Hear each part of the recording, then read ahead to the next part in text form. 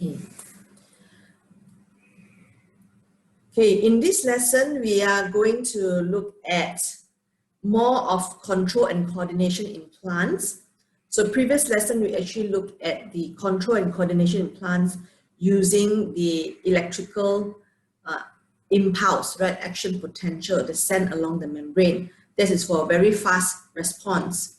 So for today, we're going to look at the use of chemical messengers, so which is called the plant growth regulator, to control growth and development of the plant. Okay, so before we proceed, these are the 3 learning outcomes in the syllabus. So candidates should be able to explain the role of auxin, which is a type of PGR, causing the response, which is elongation growth by stimulating proton pumping to acidify cell walls. Okay. Describe the role of gibberellin in the germination of wheat or barley. So today we're going to look at communication system in flowering plants which uses chemical. Yeah, uses chemical. These chemicals are the plant growth regulators, just like our hormone in mammals. Yeah, and we will only look at 2 plant growth regulators. The first one is auxin, short form IAA, and the second one is gibberellin. Now I want you to pay attention to the spelling of gibberellin, and then practice writing the word, okay? So gibberellin has got 2B, gibber, 2L. So at the beginning you got 2B, at the end you got 2L. So gibberellin, okay? Short form GA. So what are those short form? I'll bring you through afterwards, okay? So these are the 2 plant growth regulators we're going to learn.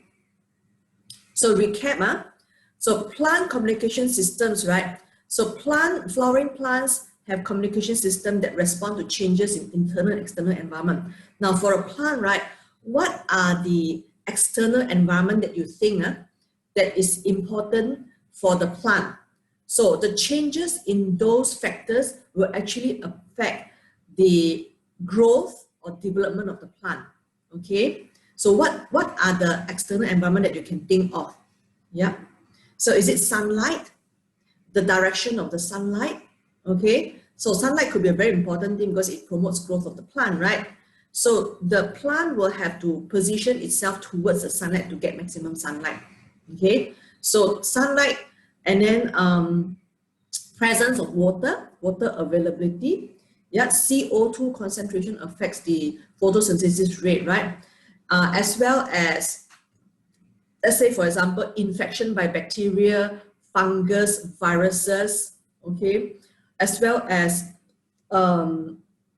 having pests and insects that feed on leaves of the plant, stem of the plant, root of the plant.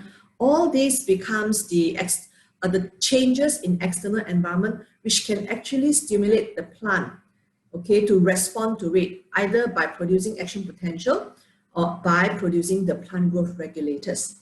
Okay, so basically I'm showing you like what are the possible stimuli from external environment which can stimulate changes, and what type of changes basically is to promote a growth development in the plant, okay? So we say that transmission of message in the plant is either by electrical or chemical. So for electrical, it's very few plants are involved, and it uses very rapid response, like Venus flytrap. So electrical is always more expensive because we need to have got channel proteins and carrier proteins, right? Carrier proteins to create a concentration gradient, right? And then and channel proteins, both of them, so the action potential can be passed along the membrane of the cell. So it's an expensive way of communication in the plant. So cheaper way is chemical, because chemical can be produced by the cells when it's needed, okay? And it will diffuse slowly to the target organ, and it will diffuse continuously, so the action will be there for some time. So most plants will produce chemical for communication by producing plant hormone, which we call plant growth regulator. Plant growth regulator. So you can see that majority of the growth, the chemical that are produced is to promote growth of the plant. Okay, so it can be natural or synthetic. Okay, so plant growth regulator are substances that that affect plant growth and development. So this is a recap, so that with this understanding, we will zoom into the detail. So it's very important to have got the macro view, and then you zoom into the micro view. And it's very important for you to draw the summary chart as you study, so that you can compartmentalize all the information that you've learned under a heading, so that you know exactly what you learned in the topic, okay? So this is to show you the differences between animal and plant hormones, since we're talking about the plant growth regulators. Okay, I'm going to give you an overview. Yeah. So animal hormone is produced by specialized cells in the endocrine gland. Yeah, like beta cells, alpha cells in the pancreas. Okay, like follicular cells in the ovary produces estrogen. Okay, as well as progesterone, the cells in the corpus luteum. Okay, whereas plant growth regulators can be produced by very relatively unspecialized cells, right, in a variety of tissues. So many cells, they can be functioning as something else, but they can also produce plant growth regulator. You look at example today.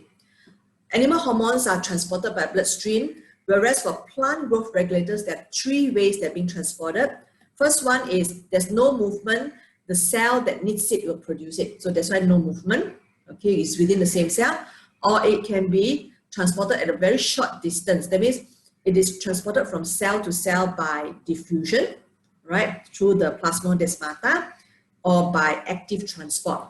Okay, now you already know by now that active transport is important to ensure that 100% of the things are being transported through. You don't want by diffusion means 50-50, you wasted the 50% you produce but cannot be used by cell. So you need to ensure that all the 100% that you produce will be transferred across. You have to use active transport. So there's the difference between diffusion and active transport. Okay. Now sometimes it's a long distance. The cell that produces and the cell that will use it will be different. The target cell. So you need a long distance transport. In plant, we use transport system, which is the sieve tube as well as the xylem vessels. Okay. Now animal hormones can circulate throughout the body, but plant growth regulators not always transported widely. So only the 3rd type of transport is transported widely. And animal hormone only affect very specific target organ which contain receptor for the hormone. Okay, like glucagon, right? Glucagon target liver, right? And muscle, I think. Plant growth regulators may affect many tissues and organs at the same time. So this one plant growth regulator can affect throughout the plant, many different parts of the plant, right, compared to hormone.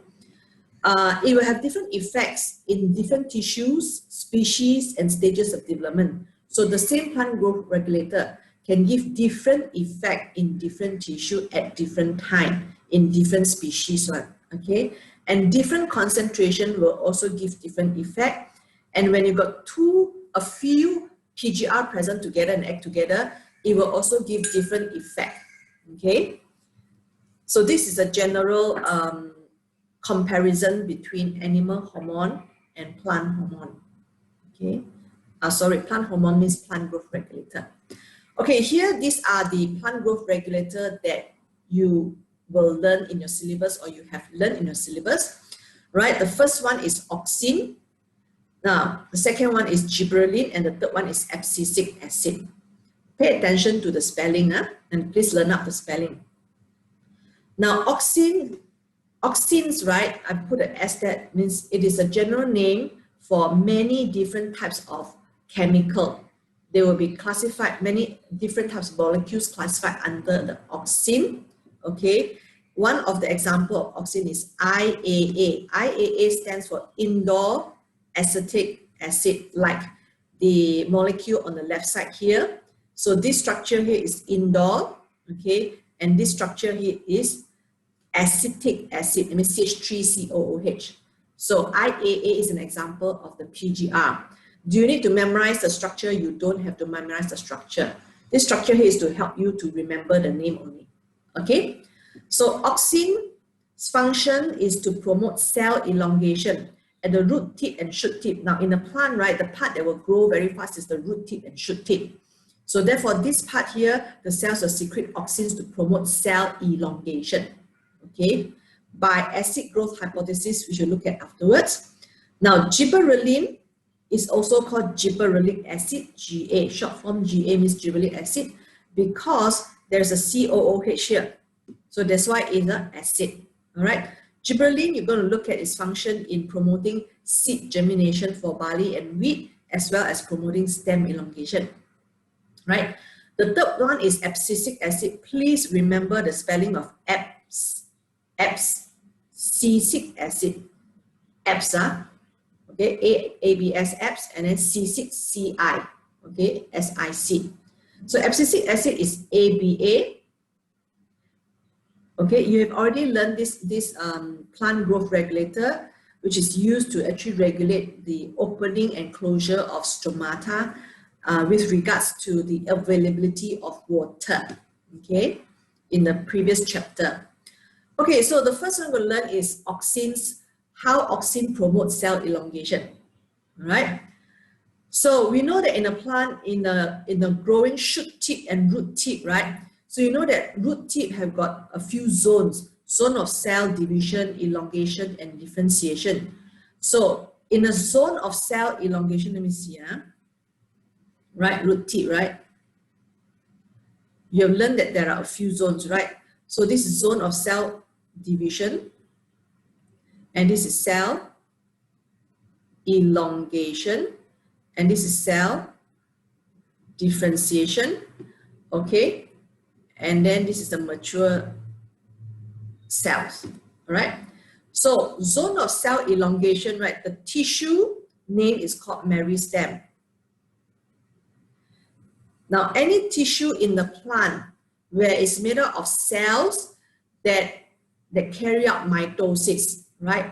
The main function of the cells there is to carry out mitosis. They are undifferentiated cells. The main function is to divide by mitosis. So those cells here, they are classified, they all group together to form the tissue called meristem. So therefore, in the shoot tip and root tip, so shoot tip also the same thing, okay? So they got zone of cell division, elongation, differentiation, right, starting from the tip. So those areas contain meristem, right? Meristem is a tissue that made of cells that undergo mitosis, right? So you talk about cambium is also a meristem, right? But you name it cambium based on its location, which is between xylem and phloem. You name them cambium, but they are actually meristem. Meristem is a basic name. Based on its location, it's called cambium, okay?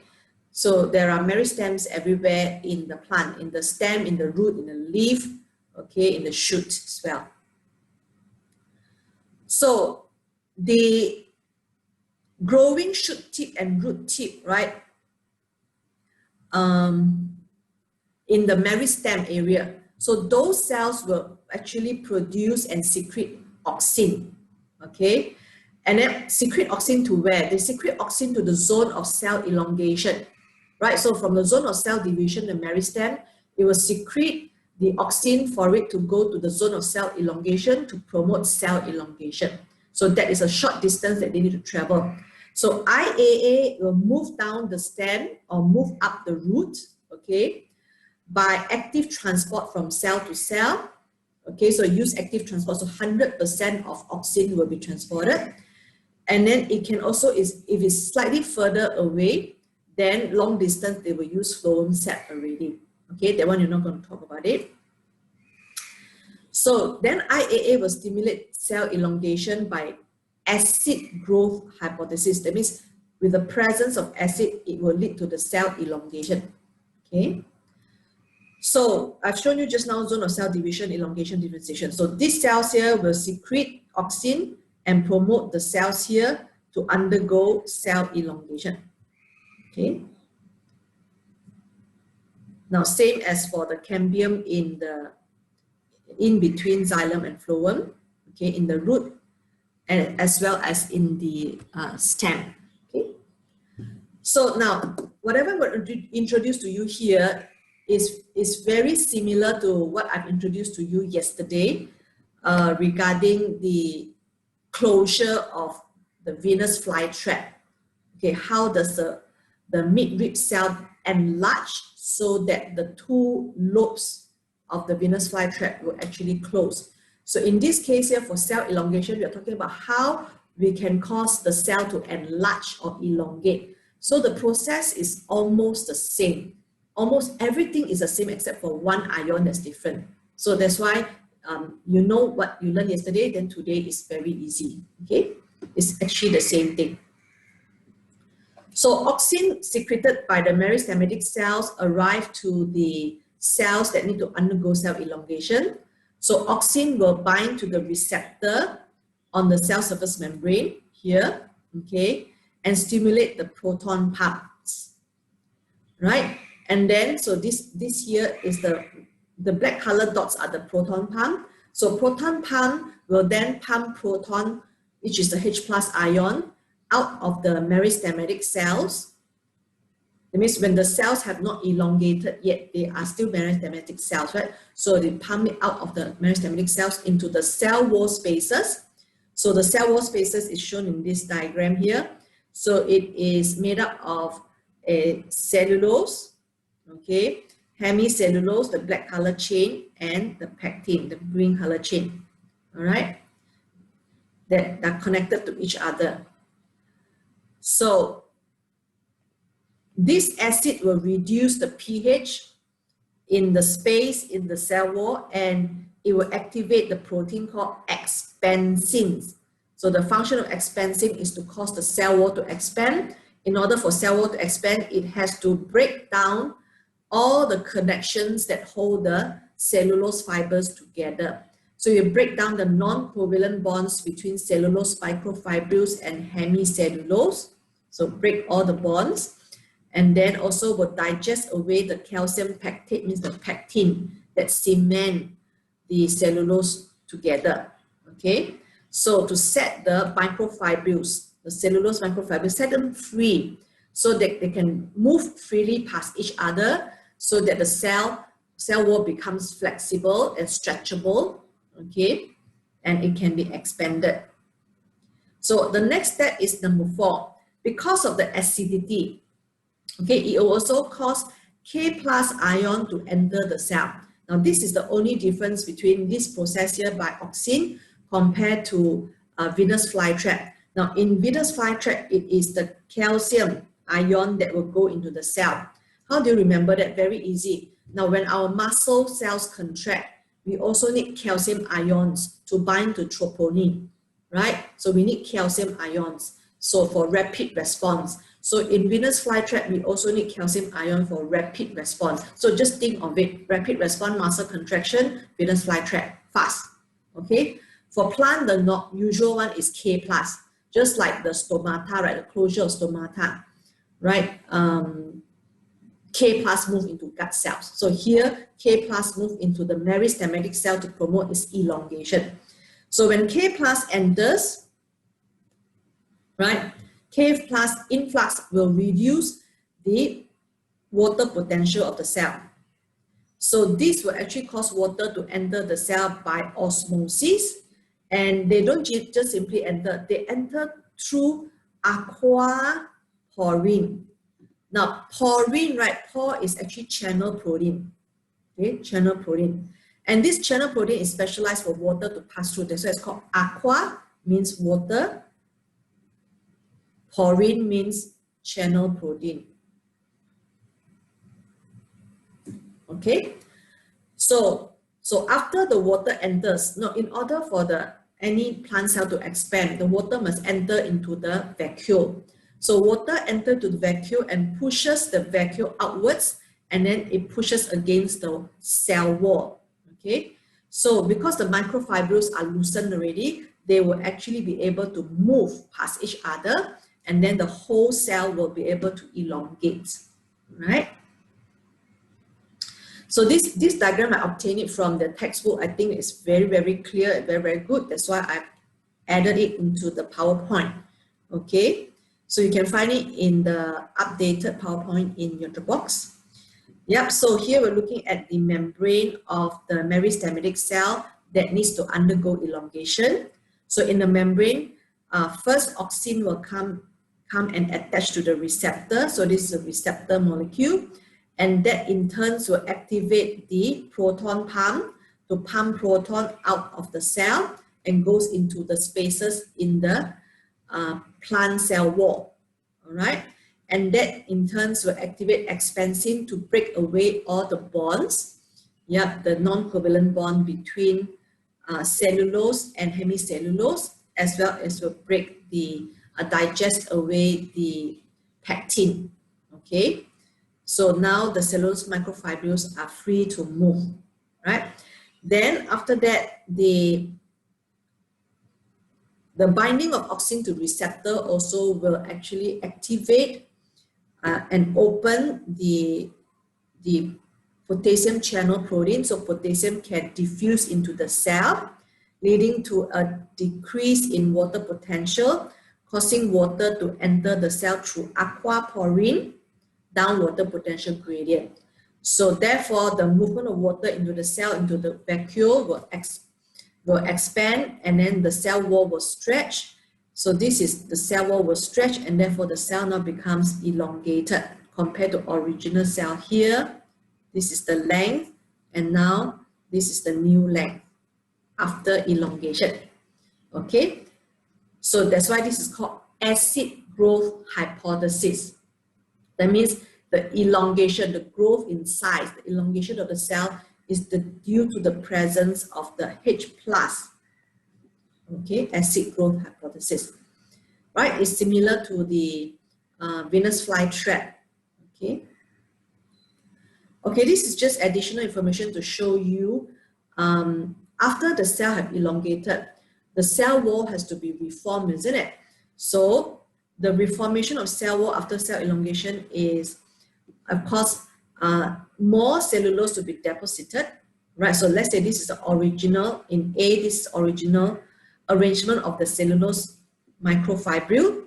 And then this is, there are more microfibril being arranged in different orientation already apart from this one. And then for this one is even more added with this orientation. Okay, more and more cellulose will be deposited, and then hemicellulose will actually form non-covalent bond with cellulose microfibrils. Okay, then also pectin also will be deposited as well, right? So this is original location of the pectin. Okay, then got more and more pectin already. Okay, so that's all for auxin in acid growth, promoting acid growth of the plant cell. So the next one you're going to look at is gibberellin. Now the function of gibberellin in seed germination as well as in stem elongation. Okay. Now gibberellin is synthesized in most parts of the plant, right? Because apart from shoot tip and root tip, other part of the plant will also need to grow. So for them to grow, they will not depend on auxin because it's very far away. They will depend on gibberellin that's produced nearby. Okay.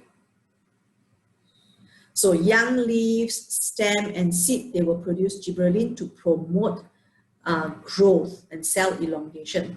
Okay. So in the seed, when the seed produces gibberellin, is to promote germination of the seed. Okay. And then in the stem, in the young leaf and young stem, the production of gibberellin is to promote cell division and cell elongation. Okay. So first, we want to look at how gibberellin promotes seed germination. So before that, we want to know how the seed is being formed, so we can understand the structure of the seed. Okay, if you look at the flower, right, at the ovary of the flower, it will house one ovule or more than one ovule. Okay. Now, after pollination happens, that means the pollen from the anther spread to the stigma, and then inside the pollen got two male gametes. If these two male gametes successfully arrive to the ovule, it will cause fertilization to happen in the ovule. Ovule will contain the egg cell, so the egg cell will be fertilized. Okay. So after fertilization, the ovary becomes the fruit and the ovule will become the seed. All right. because of double fertilization, there will be two cells in the ovule that will be fertilized by the two gametes, okay? So therefore the seed will have got two structures being formed, right? Later I'll show you the two structures. So this is how seeds are being formed, okay? So when the seeds are formed, 80% of the water in the seed will be removed, and that is to minimize the metabolic activities. The reason is when the water is being removed and dry, right, the enzyme shape will actually change. It will lose its 3D structure. Now you already know that globular protein takes its shape because it is inside the water, right? It's inside the water, and then the hydrophilic R group will point outwards, right? And then the hydrophobic R group will point inwards. So it takes its three-dimensional form. So when there's no water or not enough water, they cannot have the 3D form, so they cannot catalyze any reactions. So we want the seed to remain dormant. It's very important because we only want the seed to germinate when it arrives to the ground where there's water and sun. When they start to germinate by using all the food store that they have, it ensures that it will grow. We don't want them to germinate when they have not arrived to the ground, okay, when you're keeping it, and then there's no water, there's no sunlight, they germinate, they're wasting the energy store for the embryo to grow, right? Before the plant produces leaf, right? If in a seed form, they need nutrients to grow, so they already store the nutrients inside there. We don't want them to waste the nutrients, and after they grow, there's no sunlight, there's no water, there's no soil, okay? So that's why it has to be 80% water being removed, okay, dehydrated. So for fruits, there are two types of fruit mainly, either dry fruit or fleshy fruits, okay? Now, the fruit that you're very familiar is fleshy fruit, like, so fleshy fruit outside, you have got the flesh, right? The fleshy part is divided into 3 layers. We got the exocarp, which is the external skin of the fruit. So carp stands for flesh. Okay, the outer cover, okay, of the flesh. Mesocarp is the center flesh of the fruit. So the part that you eat mainly, okay, like rambutan, mango, okay, the part that you eat.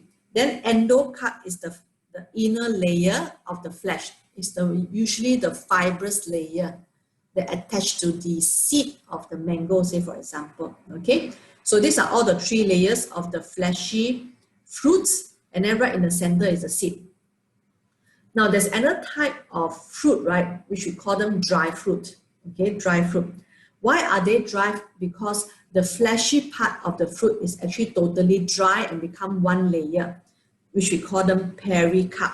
That means the exocarp, mesocarp, endocarp are all dry off and becomes one layer, which we call pericarp. Peri means perimeter. Perimeter means surrounding. So it is the fleshy, dry layer surrounding the seed. So you can see that for this fruit here, right, the main part of the fruit is not the fleshy part, but it's the seed. The seed is the biggest part of the fruit. The fleshy part has dried off, become one layer surrounding the seed. Okay, so example of dry fruit is corn, barley, wheat, rice, okay. So looking into the structure of the seed, now seed has got 2 main structures there. The first one is called the endosperm, and the second one is called the embryo, okay. These 2 are produced by fertilization, right? Embryo is the structure that will grow to become a new plant, right? Whereas endosperm usually is the structure that will store nutrients, right, to provide the embryo with nutrients for it to grow, which means the seed germinate. When the embryo grows, that means the seed germinate. And of course, the seed will be covered by testa, seed coat, okay, called testa, which is waterproof to ensure there's no loss of water from the plant, from the seed, okay? But there's a little tiny opening somewhere, okay, either here or here, for water to enter for the seed to germinate, okay? And of course, monocot seed and dicot seed is different in the sense that monocot seed, the embryo only contain one cotyledon, right? The seed leaf. So embryo is divided into three parts: the cotyledon, which is the seed leaf; the plumule, which is the future shoot; radicle, which is future roots. Okay, the shoot, the root, and the cotyledon. So monocot got one cotyledon, dicot got two cotyledon. So having learned the structure of the seed, we're going to go into how gibberellin promote the germination of seed of barley and wheat. So this diagram shows you the seed of barley or wheat. So the basic structure of a dry fruit, right? The seed of the dry fruit of barley and wheat and rice. The outermost layer is pericarp, remember, which fuses with testa together as one layer. Right? The rest of the structure is actually the seed already. Okay? Actually, the whole thing is a fruit, but the main part is the seed. Okay? Then after that, what you can see here is aleurone layer. Aleurone layer immediately below the testa. So this is a layer, this is a few layers of cells that store protein. Right? That's why protein, they store protein. Then you got the endosperm, is the main area of the seed that store starch. Okay? Then scutellum. Scutellum is just another name given to the seed leaf. Okay, the seed leaf of this monocot seed. Okay. Then you got the embryo, which is a young plant here, and then here showing where water can enter through this opening here. Okay. So how does the seed germinate? First, there must be water in the surrounding. So step number one, there's a presence of water in the surrounding, and the water is able to enter into the seed, and then it moves into the cell by osmosis. Right? So move into the embryo already. Yeah? Then after that, what happens is that the embryo will then be stimulated to synthesize gibberellin. Okay? Then the gibberellin will diffuse throughout the whole seed, right? So when the gibberellin arrives to the aleurone layer is the layer that stores protein. It will stimulate the synthesis of amylase. So the gene for the synthesis of amylase will be stimulated. So then the protein that's stored here will be hydrolyzed to amino acid. So amino acid can be used to synthesize the amylase enzyme. So then the amylase will diffuse from the aleurone layer into the endosperm. So you know the amylase function is to catalyze the hydrolysis of starch to maltose. Okay, so this process is very important because now there's water, the embryo is ready to germinate, so it needs a lot of energy source, right? So the energy source comes from glucose, and starch that's stored in endosperm, because it's insoluble, it cannot move. So how does it supply the sugar to the embryo? It has to be mobilized. So this is called mobilization of the glucose store. That means you store glucose in the form of starch. You're mobilizing it. So by hydrolyzing it to maltose, and from maltose further hydrolyze glucose. So it's mobilizing the carbohydrate store from endosperm and bring it to the embryo. So this term mobilization is a biological term. Okay. So the embryo will then use the glucose for growth, right? You'll produce ATP, right? Remember, a plant will produce ATP using the glucose, okay, for growth, and then it will use it to make new carbohydrate, lipids, and proteins. So this one will be used to make new cells. So the embryo will then grow, the seed will then germinate. Okay. So what you have learned here is the control and coordination in plants. Yesterday by electrical signal using action potential to achieve a very rapid response in order to trap any insects that come into contact with the Venus flytrap. Okay. And then today we look at the chemical signaling to actually control the growth of the plants and the germination of the seed. So first we look at auxin. How to remember, very easy. When you write the word A, right? You see A, there's a tip here, right? So A is produced at shoot tip and root tip. Okay? It's produced by meristematic cell to promote the elongation of meristematic cells. Okay? So it's promoting cell elongation at the shoot tip and root tip. So when the cell elongate, it will go into the zone of cell elongation part, right? Then gibberellin, you look at the two different functions of gibberellin. One is it promotes seed germination. Important to put everything together because we have already just completed chapter 15. So let us look again what we have covered for chapter 15. We have compared the differences and similarity between nervous system and endocrine system yesterday. We have started looking at neurons in reflex arc, which is the sensory, motor, and relay neuron, structure and function. We have looked at the formation of action potential when it's a stimulus, followed by the transmission of action potential along the membrane of the neuron. We have looked at the transmission of message across the synapse. We have looked at the role of synapse in unidirectional transmission, interconnection between nerve pathways, okay, and memory as well. We have looked at sensory receptor cell, focusing on the taste buds, okay, the olfactory cells of the taste buds. And also at the neuromuscular junction, how muscle contraction is initiated, right? The different zones, the A band, the Z, A band, Z band, the M line, sorry, the M line, Z line, I band, H band, okay, all those things. Then we also have looked at menstrual cycle, which is a very interesting cycle. How hormones secreted at different time is to regulate certain activities of the ovary and the uterus, right? Basically to prepare the egg to be ovulated and to prepare the uterine wall, which is the endometrium, for the implantation of embryo, okay?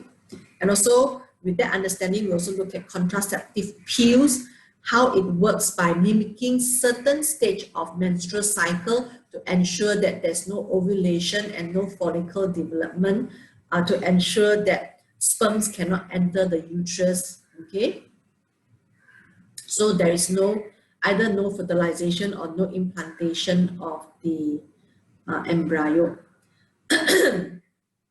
Sorry, no fertilization can happen, okay? If you use the IUD 486, which is morning after pill, which contain only progesterone, so that one will prevent implantation of embryo, okay? We have looked at Venus flytrap and also Auxin and Gibberellin as two examples of communication system in the plant, okay? So with that, we've completed chapter 5. And the next chapter is a very interesting chapter, which is chapter 16, inherited change. Yeah, inherited change means how father is this kind of feature and mother is this type of feature, and then their offsprings means their children, they have got different features. Some look like father, some look like mother, right? Okay, so we're going to look at this one in more detail in the next chapter, which is a very interesting chapter. So for next chapter, you will actually need to